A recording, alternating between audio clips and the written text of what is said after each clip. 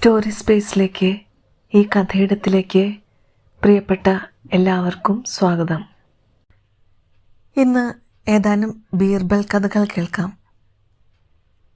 അക്ബറിൻ്റെ കൊട്ടാരത്തിലെ ഭൃത്യന്മാരിൽ ഒരു വൃദ്ധനുണ്ടായിരുന്നു. അയാളെ കണ്ടാൽ ദുശ്ശകുനമാണെന്ന് എല്ലാവരും കരുതിപ്പോന്നു. ഒരു ദിവസം അക്ബർ ചക്രവർത്തി കണി കണ്ടത് അയാളെയാണ്. അന്ന് ചക്രവർത്തിക്ക് ഒട്ടും ശരീരസുഖമില്ലായിരുന്നു. മാത്രമല്ല, അയൽരാജ്യം ആക്രമിക്കാൻ പദ്ധതിയിടുന്നുണ്ടെന്നും അറിവ് ലഭിച്ചു. അദ്ദേഹം വല്ലാതെ വിഷമിച്ചിരുന്നപ്പോൾ വൃദ്ധനെ കണ്ടുകൊണ്ട് ദിവസം തുടങ്ങിയിട്ടാണെന്ന് മറ്റുള്ളവർ ധരിപ്പിക്കുകയും ചെയ്തു. ഉടൻ രാജാവ് കടുത്ത തീരുമാനത്തിലെത്തി. ഈ വൃദ്ധനെ തൻ്റെ രാജ്യത്ത് മേലിൽ കണ്ടുപോകരുത്. സദസ്സിൽ എല്ലാവരെയും വിളിച്ചു ചേർത്ത് അദ്ദേഹം കൽപ്പിച്ചു, അയാളെ ഇന്നു തന്നെ നാടുകടത്തുക.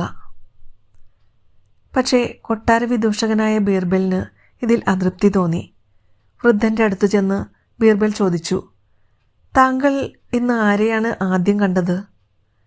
വൃദ്ധൻ മടിച്ചു പറഞ്ഞു, അടിയൻ ആദ്യം കണ്ടത് മഹാരാജാവിനെയാണ്. ബീർബൽ അക്ബർ ചക്രവർത്തിയോട് പറഞ്ഞു, അങ്ങ് ഇയാളെ കണ്ടിട്ട് മോശം ദിവസമായിരുന്നു. പക്ഷേ അയാൾ അങ്ങയെ കണ്ടിട്ട് നാടുകടത്തൽ എന്ന വലിയ ശിക്ഷ കിട്ടിയിരിക്കുന്നു. അപ്പോൾ ആരാണ് കൂടുതൽ ശിക്ഷ അർഹിക്കുന്നത്? അക്ബർ ചക്രവർത്തി തൻ്റെ തെറ്റായ തീരുമാനത്തിൽ ശിക്ഷ ഒഴിവാക്കി അയാളെ വിട്ടയച്ചു. അടുത്ത കഥ. ഒരിക്കൽ അക്ബറും ബീർബലും വേഷം മാറി ജനഹിതം മനസ്സിലാക്കാനായി നാട്ടിൻപുറത്തുകൂടി നടക്കുകയായിരുന്നു. ആദ്യം ഒരു വിറകുവെട്ടുകാരനോട് ബീർബൽ ചോദിച്ചു, നിങ്ങളുടെ അക്ബർ രാജാവിൻ്റെ ഭരണം എങ്ങനെയുണ്ട്? അയാൾ പറഞ്ഞു, വളരെ നല്ല ഭരണം. ബീർബൽ തുടർന്നു, എന്നാൽ കേട്ടോളൂ, ഇന്ന് രാവിലെ അക്ബർ ചക്രവർത്തി മരിച്ചു. ഉടൻ വിറകുവെട്ടുകാരൻ നിലവിളിച്ചു. അവർ കുറേ ദൂരം പോയപ്പോൾ സംഭാരം വിൽക്കുന്ന സ്ത്രീയെ കണ്ട് പഴയ ചോദ്യം ആവർത്തിച്ചു. മറുപടി ഇങ്ങനെയായിരുന്നു, ഓ, രാജാവിന് ഞങ്ങളുടെ കഷ്ടപ്പാട് വല്ലതും അറിയണോ? സുഖമായി കഴിഞ്ഞാൽ പോരെ? അന്നേരം ബീർബൽ പറഞ്ഞു, രാജാവ് ഇന്നു രാവിലെ മരിച്ചു. ഇതുകേട്ട് ആ സ്ത്രീ സന്തോഷത്തോടെ പറഞ്ഞു, ഓ, എന്നാൽ ഞാൻ ഇപ്പോൾ തന്നെ കൊട്ടാരത്തിൻ്റെ പരിസരത്തേക്ക് പോകട്ടെ. നല്ലതുപോലെ സംഭാരം വിൽക്കാൻ പറ്റും. മറ്റൊരു കഥ. ഒരിക്കൽ അക്ബർ ചക്രവർത്തിയുടെ കൊട്ടാരത്തിൽ ഒരു മോഷണം നടന്നു. അക്ബർ ബീർബലിനെ വിളിച്ച് കള്ളന്മാരെ കൊടുക്കാനുള്ള ഉപായം തേടി. കളവ് നടന്ന മുറിയിൽ ബീർബൽ കയറി. ഈ മുറിയിൽ കയറുന്ന ഏതെങ്കിലും ഭൃത്യനായിരിക്കും കള്ളനെന്ന് ബീർബലിന് മനസ്സിലായി. അന്നേരം സംശയം തോന്നിയ 10 ഭൃത്യന്മാരെ കൊട്ടാരമുറ്റത്ത് ബീർബൽ നിരത്തി നിർത്തി. അതിനുശേഷം ഒരേ നീളമുള്ള ചൂരൽവടി ഓരോ ആളിനും 1 വീതം നൽകി. അദ്ദേഹം പറഞ്ഞു, ഇതൊരു മാന്ത്രിക വടിയാണ്. ഈ വടി ആരും കാണാതെ കട്ടിലിൻ്റെ അടിയിൽ സൂക്ഷിക്കണം. നിങ്ങളിൽ മോഷണം നടത്തിയ ആളിൻ്റെ വടി മാത്രം 1 ഇഞ്ച് നീളം ഇന്ന് പാതിരാത്രിയിൽ കൂടിയിരിക്കും. ഈ വടി നാളെ രാവിലെ ഞാൻ പരിശോധിക്കും. ഭൃത്യന്മാർ അവരുടെ മുറിയിലേക്ക് മടങ്ങി. അടുത്ത ദിവസം രാവിലെ വടി പരിശോധിച്ചപ്പോൾ ബീർബൽ ഒരുവനെ പിടികൂടി അക്ബർ ചക്രവർത്തിയെ ഏൽപ്പിച്ചു. അക്ബർ ആശ്ചര്യപ്പെട്ടു. ബീർബൽ, താങ്കൾ എങ്ങനെയാണ് കള്ളനെ മനസ്സിലാക്കിയത്? മഹാരാജൻ, മാന്ത്രിക വടിക്ക് 1 ഇഞ്ച് നീളം കൂടുമെന്ന് വിചാരിച്ച് യഥാർത്ഥ കള്ളൻ അവൻ്റെ വടിക്ക് 1 ഇഞ്ച് നീളം മുറിച്ചതിന് ശേഷമാണ് ഇപ്പോൾ കൊണ്ടുവന്നത്. ബീർബലിൻ്റെ യുക്തിയിൽ അക്ബർ ചക്രവർത്തി സംപ്രീതനായി. അടുത്ത കഥ.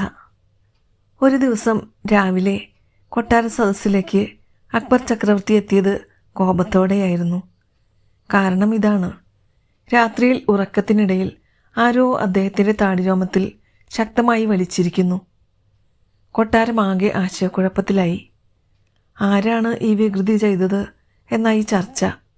മാത്രമല്ല, ആ കുറ്റവാളിയെ എങ്ങനെ ശിക്ഷിക്കണമെന്നും ചൂടേറിയ വാദങ്ങൾ ഉയർന്നു. ഈ സമയത്ത് കൊട്ടാര വിദൂഷകനായ ബീർബൽ അങ്ങോട്ട് വന്നു. അദ്ദേഹം നോക്കിയപ്പോൾ ദേഷ്യത്തോടെ സിംഹാസനത്തിലിരിക്കുന്ന അക്ബറിനെയാണ് കണ്ടത്. ബീർബൽ കുറച്ചുനേരം ആളുകളുടെ സംസാരം ശ്രദ്ധിച്ചു.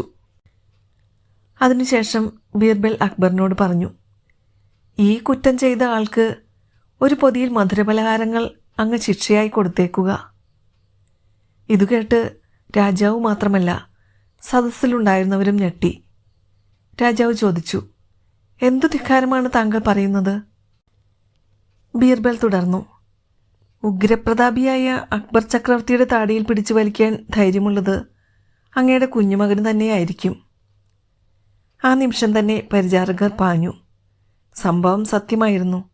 അക്ബറിൻ്റെ കോപം മാറി മുഖത്ത് ചിരിവിടർന്നു. അടുത്ത കഥ. അക്ബർ ചക്രവർത്തിയുടെ വിദൂഷകനായി ബീർബൽ കൊട്ടാരത്തിൽ താമസിച്ചു വരികയായിരുന്നു. ഒരു ദിവസം രാജാവ് ബീർബലിനോട് നേരമ്പോക്കായി ചോദിച്ചു, ഈ രാജ്യത്തെ ഏറ്റവും വലിയ വിഡ്ഢി ആരായിരിക്കും? താങ്കൾക്ക് എന്തു തോന്നുന്നു? നാളെ വിഡ്ഢികളുടെ പട്ടിക രാജാവിനെ കാണിക്കാമെന്ന് ബീർബൽ പറഞ്ഞു. അടുത്ത ദിവസം ബീർബൽ രാജാവിനെ അത് കാട്ടിയപ്പോൾ ഒന്നാമത്തെ പേര് അക്ബർ ചക്രവർത്തി എന്നായിരുന്നു. രാജാവിന് ദേഷ്യം വന്നു. എൻ്റെ പേര് എന്തിനാണ് മണ്ടന്മാരുടെ കൂട്ടത്തിൽ എഴുതിയിരിക്കുന്നത്? ബീർബൽ പറഞ്ഞു, നല്ല ഇനത്തിലുള്ള കുതിരയെ വാങ്ങാനായി അങ്ങ് ഒരു പരദേശിക്ക് സ്വർണ്ണ നാണയക്കിഴി മുൻകൂറായി കൊടുത്തുവിട്ടു. പക്ഷേ മാസങ്ങൾ കുറെ കഴിഞ്ഞിട്ടും അയാൾ കുതിരകളുമായി വരാതെ അങ്ങയെ വിഡ്ഢിയാക്കിയിരിക്കുന്നു. അക്ബർ അത് നിഷേധിച്ചു. ചിലപ്പോൾ തക്കതായ കാരണം കൊണ്ട് വൈകുന്നതാണെങ്കിൽ? ബീർബൽ വീണ്ടും യുക്തി പ്രയോഗിച്ചു. അങ്ങനെയെങ്കിൽ അങ്ങയുടെ പേര് മാറ്റി അവൻ്റെ പേര് വിഡ്ഢികളുടെ ഒന്നാം സ്ഥാനത്താക്കും. കാരണം അത്രയും സമ്പത്ത് തട്ടിയെടുക്കാനുള്ള സുവർണാവസരം അവൻ പാഴാക്കിയില്ലേ? ഉടൻ അക്ബർ ചക്രവർത്തി ബീർബലിൻ്റെ സാമർത്ഥ്യത്തെ പ്രശംസിച്ചു.